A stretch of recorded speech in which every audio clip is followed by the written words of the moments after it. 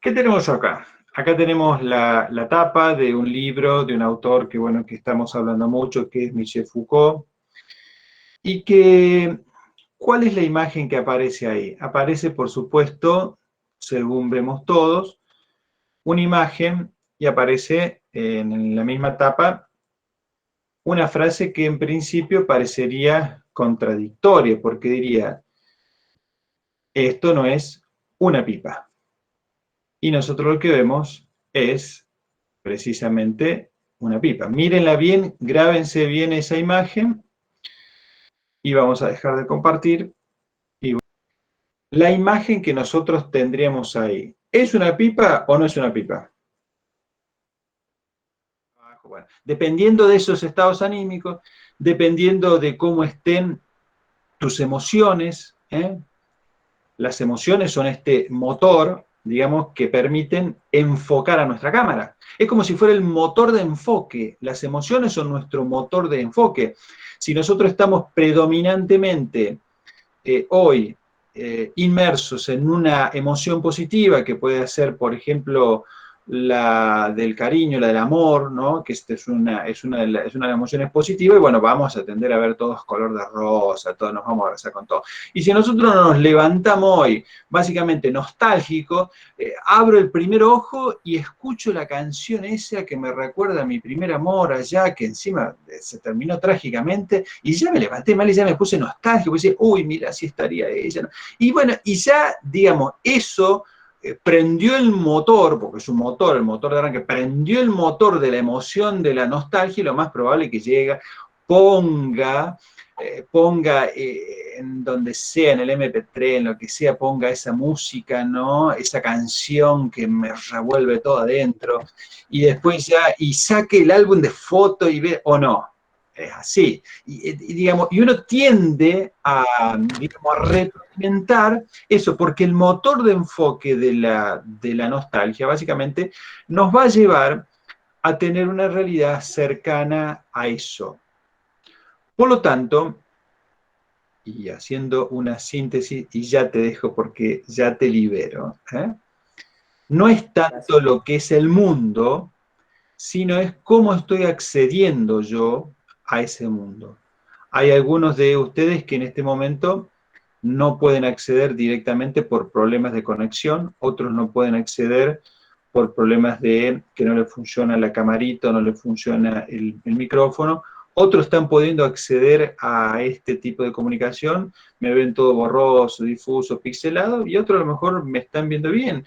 Y bueno, todas esas, digamos, errores o fallos están en nuestra conexión, no están en el otro, en el deseo de engañarme o de venderme gato por liebre o de mentirme de algo que es verdadero, pero que en realidad es falso. Siguiendo la primera definición que vos habías dado de Friedrich Nietzsche, que la verdad es una mentira útil, ¿no?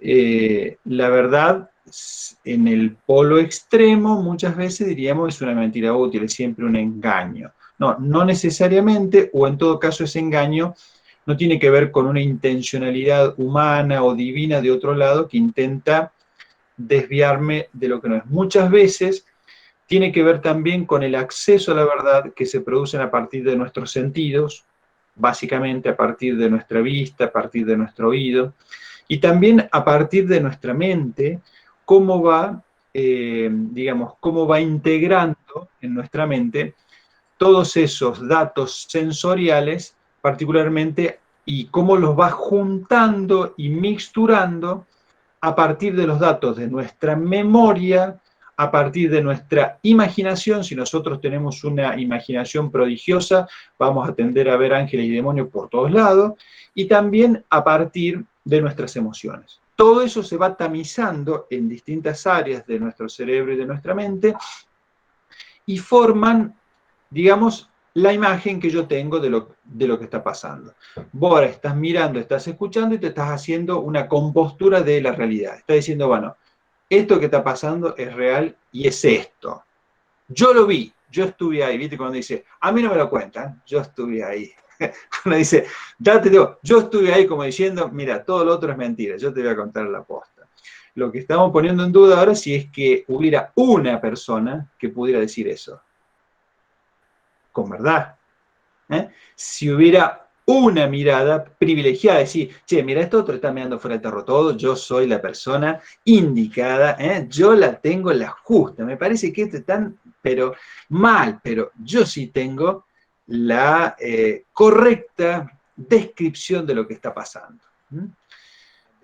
Bien, agarrarla, no sé, pesarla, ponerla en la boca, no, ¿por qué? Porque es una representación, es una imagen, es una foto, es una pintura, otro tipo de realidad, no es la pipa real, no es el árbol real, sino es una representación.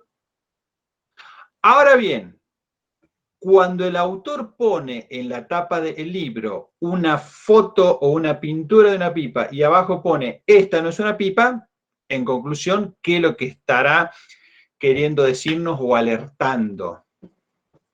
El autor lo puso para criticar nuestra concepción o la concepción tradicional sobre verdad, que dice, ¿qué es la verdad?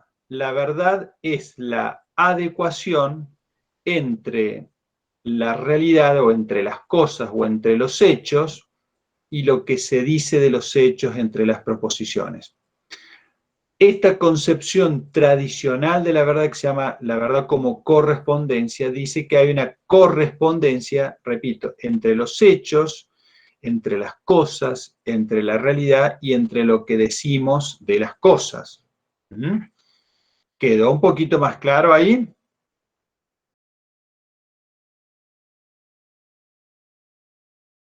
Estamos situados entonces aquí.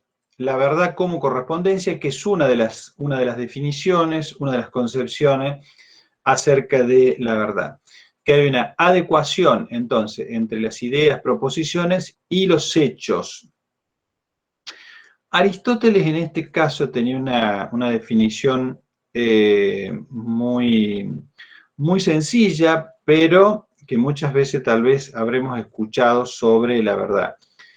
La verdad es decir de lo que es, y de lo que no es, lo que no es. Eso es verdadero, dice Aristóteles. Repito, verdadero es decir de lo que es, y de lo que no es, lo que no es. ¿Mm? Bien. Y el error es decir lo que no es de lo que es, y de lo que es de lo que no es. Eso es un error, y sí, la diferencia básicamente entre un error y un engaño sería que en la mentira siempre hay una intencionalidad maligna por parte del otro, básicamente de presentarnos erróneamente cosas que él dice que ve de otro modo. O sea, hay una diferencia entre discúlpame porque cometí un error, discúlpame porque me equivoqué por error, a decir, che, no, yo realmente quise hacerte daño al calumniar al otro, pero en realidad el otro no te engañaba, el otro, bueno. Por eso la verdad muchas veces se opone tanto al error como a la mentira, pero sabiendo ver que en esto hay una diferencia. En la mentira, repito, siempre hay una intencionalidad por presentarnos cosas que no son por parte de un otro. Bien, esto es la verdad entonces como correspondencia. ¿Qué es la definición, digamos, más clásica sobre verdad? Repito nuevamente, hay una correspondencia o hay una adecuación de lo que decimos a las cosas. Ahora, en este sentido, como decía Aristóteles, la verdad es siempre decir. La verdad no está en las cosas, sino la verdad es un efecto de los discursos. La verdad está en los discursos, no está en las cosas mismas. La verdad está en lo que decimos, es una forma de estructurar el discurso. Por lo tanto, esto es muy importante. ¿Por qué? Porque ya nos metemos en el ámbito de las palabras, en el ámbito del lenguaje. La verdad está en el lenguaje, está en la correspondencia del lenguaje. Y por lo tanto, aquí indudablemente aparecen los problemas propios del lenguaje, que no es que específicamente haya, en la mayoría de los casos, no es que haya una intencionalidad del otro por engañar, sino porque de algún modo, de algún modo, vamos a ver acá porque se me está metiendo, me están viendo nuevamente a mí, ¿sí? Nosotros creemos que, a ver, los que hacen el mal, por decir así, siempre son los otros. Como decía, básicamente Nietzsche decía, el mal son siempre los otros.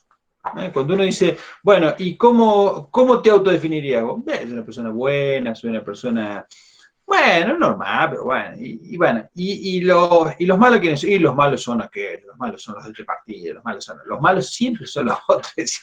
Bueno, ahora, la verdad, si está en el lenguaje, no está ni la bondad, ni la maldad, ni la verdad en los otros, sino que de alguna manera el problema de estas definiciones o categorías que nosotros hacemos sobre las cosas o sobre los demás o sobre su inocencia, está en el lenguaje, están los problemas del lenguaje. Hay algo que hace ruido en el lenguaje, ¿vieron? Porque, a ver, una cosa es lo que uno dice, otra cosa es lo que las vibraciones del aire provocaron en la voz, en la palabra. A lo mejor yo digo, ay, allá con el eco se dice, oh, ve, y vaya a saber quién eco llega. Bueno, son los problemas físicos de las voces. Ahora, otro problema es lo que otro escucha. ¿Vieron en el lenguaje este del teléfono descompuesto? Uno dice, bueno, sale básicamente, el primero dice blanco y el último, el que pasó por el último, dice negro. Entonces dice, ¿cómo miércoles? Y bueno, porque efectivamente una cosa es lo que uno dice, otra cosa es lo que se distorsiona en el medio, otra cosa es lo que el otro escucha, y otra cosa es lo que el otro entiende de lo que escuchó. ¿eh?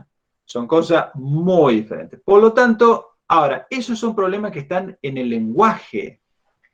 No son problemas de las cosas en sí o de las personas en sí, sino es lo que decimos de las cosas, y acá volvemos a la representación de Foucault.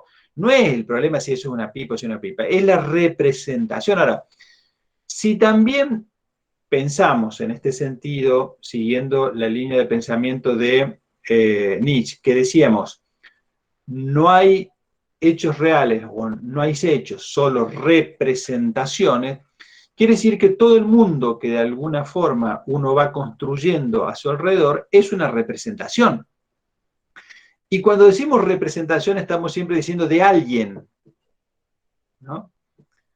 Hay una representación de alguien, aun cuando pongamos decir que ese alguien sea la naturaleza o el mismo Dios, hay una representación de Dios o hay una idea de creación, y la creación es de alguna forma una representación, en el caso de la naturaleza divina. Por lo tanto, este hecho nos lleva al problema de la verdad, que es un problema que está en el lenguaje. Gran parte de nuestros conflictos humanos son conflictos de lenguaje, son conflictos de palabras. Y mire, la experiencia que uno tiene también muchas veces, básicamente cuando piensa, a ver, si Dios quiere que van a ser sus prácticas educativas, posiblemente en escuelas, o también sus prácticas deportivas, a lo mejor estando al frente o acompañando a algún equipo de algún deporte, y ustedes tengan, digamos, que liderar un proyecto humano con estos jugadores, con sus padres, con todo lo que implica, se van a dar cuenta que el gran foco de conflicto es básicamente la forma de comunicar, es lo que decimos, es cómo nos comunicamos.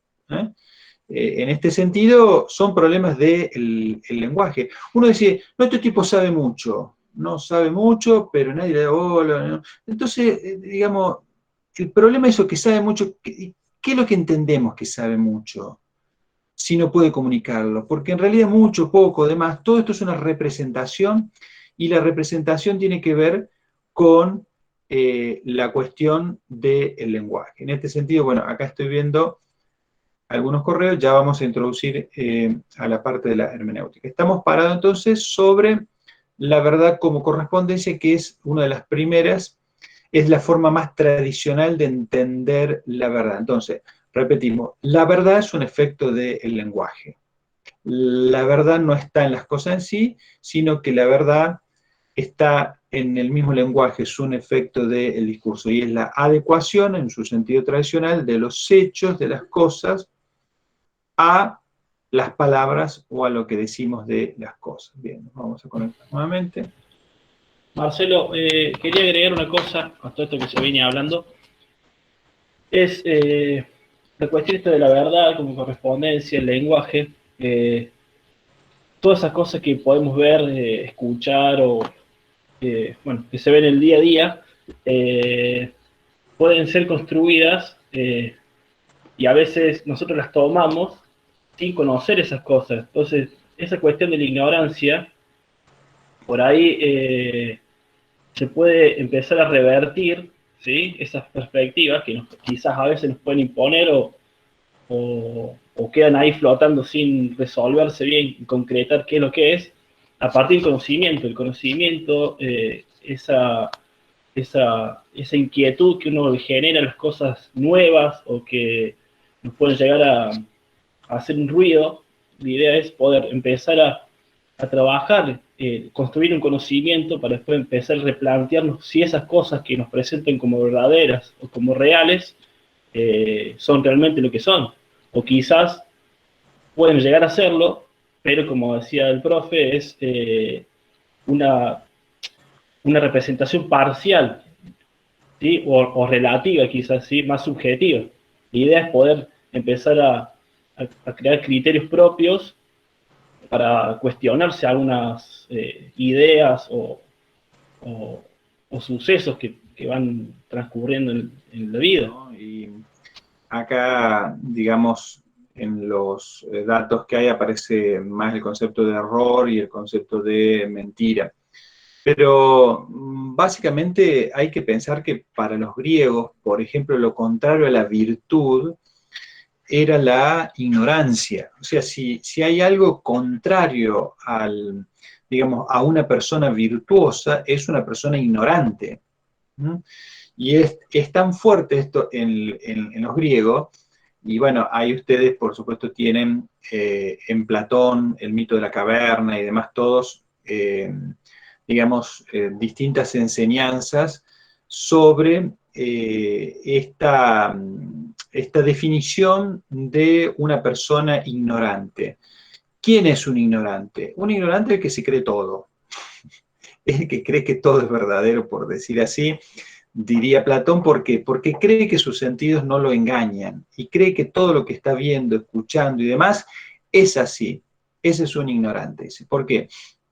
Porque indudablemente, como veníamos diciendo anteriormente, no solamente son la maldad o el deseo interesado, no vamos a decir perverso de los otros, sino ciertos intereses de los demás que me van dibujando y me van llevando para su propio rancho, sino también están los propios problemas, sobre todo los propios problemas que tiene nuestro sistema de conocimiento, que es nuestro sistema sensorial, nuestro cuerpo, pero también está, como decíamos anteriormente, todos los problemas, las limitaciones que tiene el lenguaje, ¿no? Para expresar y para describir adecuadamente lo que son los hechos. ¿Eh?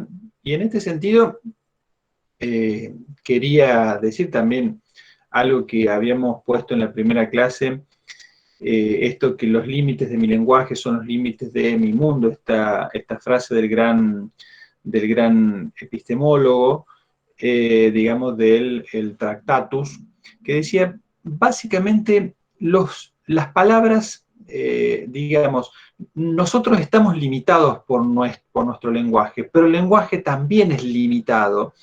Y en muchas situaciones, el lenguaje solamente hace que descaractericemos las cosas. Y voy a poner un ejemplo para explicar lo que estoy diciendo. Nosotros a veces no decimos, no tengo palabras para decirte lo que me está pasando.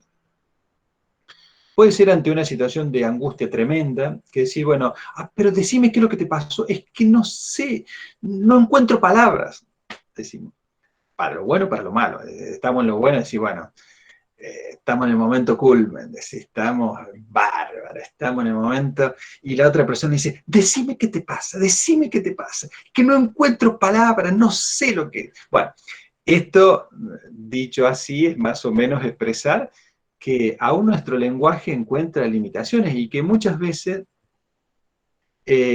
solamente tenemos que apelar al silencio. El silencio muchas veces es la medida de la profundidad del desconocimiento de las cosas. Y también, por otro lado, de la admiración ante la maravilla de lo que son muchas cosas, o de lo que son muchos hechos, en donde no hay palabras.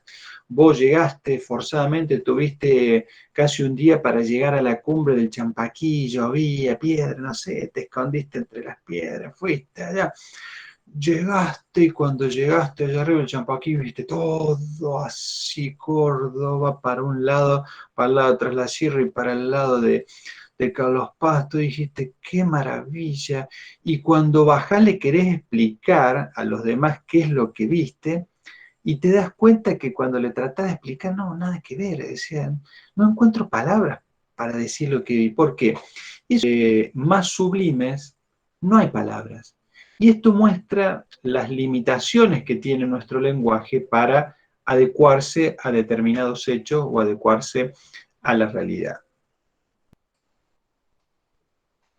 Bien, vamos a pasar entonces a las críticas, la verdad, como correspondencia, esto que estaba diciendo, si es posible que el lenguaje describa adecuadamente los hechos, si la realidad es estable para ser descrita por el lenguaje, que era el gran problema de los escépticos, cuando uno dice nadie puede bañarse en el río dos veces, porque cuando te bañas otra vez, ese río, ese bocado de agua que te metiste ya no es el mismo, por lo tanto, si el río cambia y los hechos cambian, por lo tanto lo que nosotros decimos siempre va a ser viejo. Bueno, este es otro de los problemas, digamos, abordado por los escépticos. También otros dicen si es posible establecer una analogía, una relación de igualdad entre la estructura del lenguaje y la estructura de la realidad, si es que estos tuvieran estructura. Bueno, y acá aparece también a qué se refieren las oraciones negativas. Bueno, hay todo un debate, digamos, en la lingüística, qué es lo que significan oraciones negativas, si existen en realidad o a qué tipo representan. Bien. Vamos a pasar ahora a otro tipo de concepción, básicamente que es la concepción pragmática.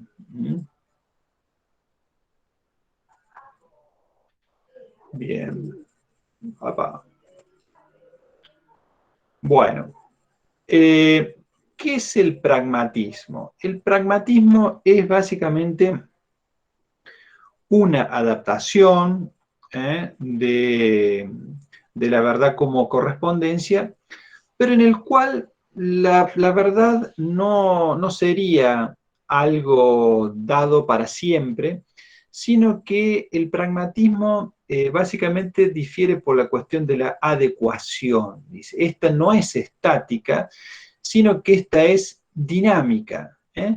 Y básicamente una persona pragmática es aquella que adecua, o se adecua, mejor dicho, a los hechos, o sea, va adecuando de la parte de los hechos y del lenguaje o de las proposiciones de este nexo, de esta adecuación entre estos dos polos, va adecuando siempre la cuestión del lenguaje a la cuestión de los hechos. ¿Y qué es lo que va adecuando? Y bueno, va adecuando el lenguaje en la medida que funciona. Ejemplo. Por ejemplo, a mí me gustaba hablar de una manera y resulta que cuando yo le hablaba a mis alumnos de una manera no me entendían. Entonces yo creía que estaba hablando lo que decían los libros, que estaba describiendo de manera ajustada lo que decían, pero ¿qué pasaba? Y no me entendían, no producía los resultados esperados. Listo, concepción pragmática. Bueno, empiezo a ajustar mis lenguajes para que me entiendan, para que funcione, para que la clase funcione, pragmatismo. Eso es pragmatismo. Es ajustar nuestras palabras a lo que funcionan, a lo práctico. Por eso viene pragmatismo, ¿no? Entonces, vos decís, bueno, para otros sería, y sos un incoherente, porque no haces lo que pensás. Bueno, en este caso un pragmático le respondería, bueno, la realidad no es estática, la realidad está cambiando, los otros están cambiando, y yo puedo ser diferente, puedo hablar diferente en diferentes contextos. Por ejemplo, con un grupo de alumnos hablo de una manera y determinados temas, con otro grupo de amigos que no les gusta hablar de esto y del otro, entonces hablo de otras cosas, y hasta hablo un lenguaje de manera diferenciada. Bueno, esto se llama pragmatismo. Por supuesto, en los materiales van a encontrar mucha mayor explicación del pragmatismo. Otra concepción de verdad es la verdad como coherencia. La verdad como coherencia básicamente se utiliza en los ámbitos lógicos y en la parte matemática, ¿no? Esta concepción de coherencia quiere decir que lo que nosotros decimos se tiene que ajustar con lo que se dijo. Acá ya no hay hechos, sino es coherencia entre una proposición y otra, o entre una proposición y una ley. Es lo que nosotros vemos, por ejemplo, en matemática. Algo es verdadero, el resultado es verdadero, o sea, está bien, decir así, si la operación se ajusta a la correcta aplicación de la fórmula. Digamos, en el ámbito matemático no buscamos probar si los resultados coinciden con la realidad. Lo que se busca probar es si coinciden con la utilización de las reglas, ¿no? Y por eso, si es coherente, si cuando yo llego a una conclusión, no importa que la conclusión se dé en la realidad o se pueda ver, sino que simplemente si la conclusión es coherente, o sea, si cumplió los pasos, si el silogismo se dio efectivamente como está establecido, premisa mayor, premisa menor, conclusión. Si se cumplieron esos pasos, la conclusión es verdadera, independientemente de que podamos verla en la realidad o no. Bueno, este es el sentido de la concepción de verdad como coherencia. La otra concepción, la verdad está en la interpretación, lo que la teoría hermenéutica. En este sentido, bueno, hay toda también una escuela que plantea, que por supuesto siguiendo el planteo aristotélico de que la verdad está en el lenguaje, los hermeneutas cuando uno hace interpretación, básicamente cree que la verdad solamente, en este caso, solamente está en las palabras o está en el lenguaje. Y digamos, esta corriente que busca o que intenta hacer una recuperación del planteo aristotélico, se dio básicamente en el ámbito de la interpretación de los textos sagrados, particularmente bíblicos, pero también en los textos de otras religiones, y se dio también en el ámbito del psicoanálisis, en donde un terapeuta, a medida que nosotros vamos hablando en la sesión, va tratando de descubrir lo que nos pasa a partir de lo que decimos o a partir de lo que ocultamos, o sea, a partir de lo que deberíamos decir, pero en realidad estamos diciendo otra cosa. En este caso, la verdad de la concepción hermenéutica busca desocultar eso que está escondido en el lenguaje. Desocultar. O sea, nosotros cuando hablamos no solamente describimos la realidad, sino también ocultamos la realidad. Es más, desde la perspectiva psicoanalítica, diríamos que en nuestras palabras conscientes se cuela todo el inconsciente. O sea, hay palabras, el inconsciente es precisamente, decía Lacan, es la palabra no dicha, porque nos da vergüenza, bueno, porque todavía nos duele tanto que no alcanzamos a decirla. Entonces, cuando en realidad nos juntamos con un amigo o con otro, en realidad hablamos de cosas que no tienen nada que ver para ocultar de esas cosas que sí deberíamos hablar. Y en este caso, trasladándolo al ámbito, por ejemplo, de una clase de educación física, o por supuesto en el acompañamiento de un equipo, esto tenemos que tenerlo muy, muy presente, porque la racionalidad de lo que se dice esconde muchas veces las verdades que ocultan las palabras, que de alguna manera se transparentan por el cuerpo, porque como decía Nietzsche, el cuerpo habla de mucha mejor forma que nuestras palabras. El cuerpo grita lo que nosotros callamos con nuestras palabras. O sea, cuando vos le preguntás a alguien, che, Nero, ¿cómo estás? Y estoy bien, o creo que te cuento. Bueno, es más o menos decir, hay hasta el tono, la forma en que se ubican nuestros ojos, nuestro cuerpo, toda, digamos, toda nuestra imagen refleja realmente cosas que muchas veces nuestras palabras tienden a esconder. Bueno, esto es la verdad en la interpretación o la concepción hermenéutica de la verdad. Y acá aparecen también otras concepciones, que es la verdad como consenso, o sea, ¿qué es la verdad? Y bueno, la verdad es aquello que descubrimos compartido por gran parte de las personas con las cuales convivimos. Es decir, si nosotros advertimos que todos están pensando en algo y diremos, bueno, seguramente que ese algo tiene mucho de verdadero, pero si nosotros advertimos que muchas veces nadie habla o todos van en dirección contraria, lo más probable es que eso no sea verdadero. Entonces, en esta concepción de la verdad como consenso, acordamos como verdadero aquello que advertimos que es común a todos.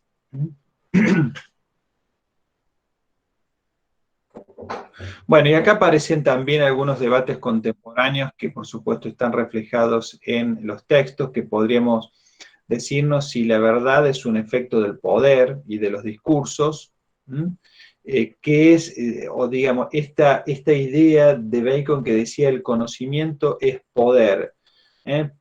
O sea, poseer conocimiento, poseer verdad te da mayor poder, o en todo caso toda esta definición crítica que hace Foucault, que dice, bueno, los dispositivos de poder generan sus propios ámbitos discursivos y sus propios efectos de verdad.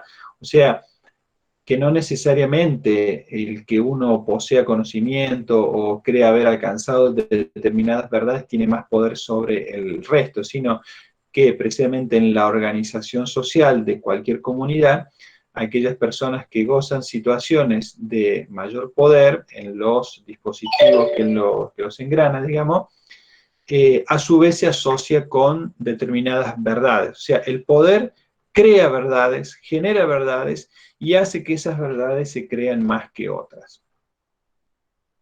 Bueno, y aquí aparecen, por supuesto, algunas de las imágenes de estos grandes pensadores que estábamos hablando, Lyotard, Bátimo, Rorty y, por supuesto, Gadamer. Bueno, algunos de los conceptos que trabajamos, bueno, estructuralismo, psicologismo. Este estructuralismo ya lo vamos a ver en otro lado, psicologismo, relativismo, escepticismo, nihilismo, esta concepción también nietzscheana que termina o que descubre la nada en oposición al todo, idealismo, realismo y dogmatismo, que aparecen también estos conceptos en la primera unidad. Bueno, y acá como síntesis uno podría presentar esta imagen de Pieter Bruegel, que muestra básicamente, bueno, la vamos a grabar un ratito, una imagen bastante trágica, ¿no? Que de alguna manera podría expresar este pensamiento de la analítica Foucaultiana. Mírenlo bien y voy a dejar de compartir, y si alguno quiere compartir qué es lo que ha visto o qué es lo que ve, qué es lo que le representa, ahora ya sabemos, esa imagen. Siempre tenemos muchas dudas y cuanto más dudas tengas, mejor va a ser tu situación. Además, como dice Darío, la filosofía no está para solucionar los problemas, sino está para complejizarlo. Él dice para complicarlo, no, para complejizar, porque este espacio es para generar dudas. Si ustedes salen de esta clase o de cualquiera de estas clases y tienen más certezas que dudas, esto no funcionó.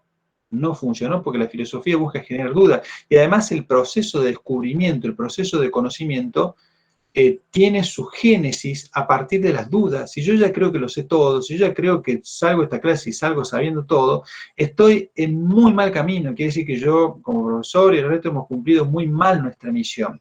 Tener dudas es tener la certeza de que uno está rimando o está bochando, digamos, en la mejor forma. Por eso digo, tener dudas es lo más digno de cualquier persona curiosa y es lo más digno, es lo que tiene que tener cualquier estudiante con espíritu científico. Tener dudas, muchas dudas, porque el que duda sabe, sabe ya que duda. El que no duda no sabe ni que duda, por lo tanto vive en una ignorancia atroz que ni él mismo se da cuenta. Tratado las cuestiones de los problemas de la racionalidad de la ciencia y de la arqueología del saber de Foucault. ¿A qué se refiere arqueología? Pero te voy a dar una pista. Vos sabés que el concepto de arqueología es esa ciencia, es esa disciplina que trata de buscar entre, digamos, los registros arqueológicos, entre las piedras, entre los demás, trata de, partiendo de eso, partiendo de esos efectos que encuentra, trata de construir un pasado. Esto es la arqueología. Bueno, cuando se dice que Foucault hace una arqueología del saber es que va buscando en todos los vestigios que tienen la construcción del saber o la construcción de lo que decimos de las cosas, trata de buscar, digamos, cómo está estructurado, ¿no? Cómo funciona esto del saber, del conocimiento y de la verdad. Y lo que hace Foucault es poner en duda esto que decíamos, trata de poner en duda esta pretendida objetividad del saber. Cuando uno dice, bueno, el saber siempre es neutro y objetivo, es bueno y hace bien a todos, es, digamos, es de todos, el saber le pertenece a todos. Bueno, todas estas cosas que decimos, Foucault le pone el dedo y le mete pólvora y entra a explotar todo, en el cual, de alguna manera, dice Foucault, nuestros saberes, los saberes que tenemos, aún lo que estamos diciendo ahora, pueden ser o pueden estar orientados también a permitir un determinado dominio social. Yo puedo decir esto, hablar de esta manera, presentar estos contenidos para lograr dominarlo a ustedes, que todos ustedes estén bien, tranquilitos, y que ustedes se sientan, además, conformes cuando vayan a rendir y tengan un 1 o un 10, se pongan muy mal o se pongan muy bien. Esto es permitir un dominio social. Por eso dice, todo el saber, aún lo que sabemos sobre todo, aún lo que sabemos sobre nosotros mismos, son de alguna manera, no son cosas reales, no son cosas verdaderas en sí mismas, sino que son dominios o construcciones que hacen determinados dispositivos de poder para lograr un determinado orden social. Bueno, esto es básicamente lo que intenta expresar toda esa frase que colgaste ahí, que corresponde a una pregunta. ¿Cuáles son los elementos que lo posibilitan? Por supuesto, el concepto de verdad y de discurso. Acá aparece cómo el discurso es la materialización sobre la cual hacemos o producimos determinados efectos sobre los demás. Cómo yo estoy hablando con los tiempos, qué palabra estoy utilizando, produce determinados efectos sociales y de poder sobre los demás. Es una teoría crítica, muy crítica, la de Foucault, sobre nuestros saberes. ¿Qué es lo que sabemos, a ver, sobre educación física? Uno podría ponerlo, o sobre deporte. Lo que nosotros decimos, no, esto yo lo sé bárbaro porque a mí me lo dijo tal persona, yo lo vi en el curso, a mí no me lo contaron, yo estuve en el curso ese, yo lo vi, y bueno, esto que habíamos dicho, simplemente, ¿acaso no será una determinada forma de estar, digamos, reproduciendo determinados esquemas vinculados al conocimiento que hacemos circular en educación física o en los deportes? Bueno, lo que hace Foucault es esto, hace poner en duda nuestros saberes, de dónde vienen, a quiénes responden, qué efectos producen en nosotros y en los demás.